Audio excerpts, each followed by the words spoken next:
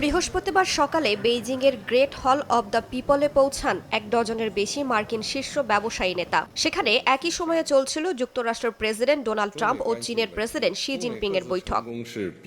টেসলার Elon Musk, অ্যাপলের Tim Cook, এনভিডিয়ার Jensen Huang সহ প্রযুক্তি ও অর্থনীতির সবচেয়ে প্রভাবশালী ব্যক্তিদের উপস্থিতিতে আরও গুরুত্বপূর্ণ হয়ে ওঠে বৈঠক। আলোচনার এক ফাঁকে মার্কিন ব্যবসায়ী নেতাদের সঙ্গে আলাদা সাক্ষাৎ করেন চীনা প্রেসিডেন্ট শি জিনপিং। বলেন, বাণিজ্য যুদ্ধে কোনো পক্ষই জয়ী হয় না, বরং যেখানে মতবিরোধ ও সংঘাত বিদ্যমান সেখানে সমতার ভিত্তিতেই আলোচনাই একমাত্র সঠিক পথ। বাইরের বিশ্বের জন্য চীনের দরজা আরও উন্মুক্ত হবে উল্লেখ করে শি বলেন, চীনে মার্কিন কোম্পানিগুলোর ভবিষ্যৎ উজ্জ্বল।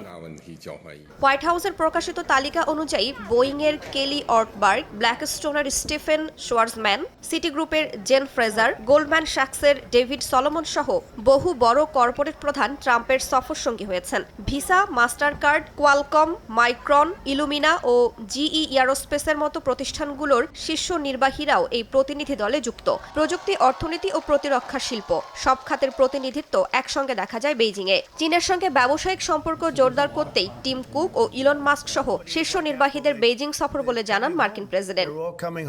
বিশ্লেষকদের মতে এই ব্যবসায়িক উপস্থিতি যুক্তরাষ্ট্র চীন সম্পর্কের জটিল অর্থনৈতিক বাস্তবতার প্রতিফলন। বিশেষ করে ইলেকট্রিক গাড়ি, সেমিকন্ডাক্টর, এআই ও এয়ারোস্পেস প্রযুক্তি খাত দুই দেশের মধ্যে চলমান উত্তেজনার কেন্দ্রবিন্দু। তাই একই টেবিলে রাজনৈতিক আলোচনার পাশাপাশি সমানভাবে গুরুত্ব পেয়েছে কর্পোরেট স্বার্থের হিসাব নিকাশও। রাইসা জান্নাত, সময় সংবাদ।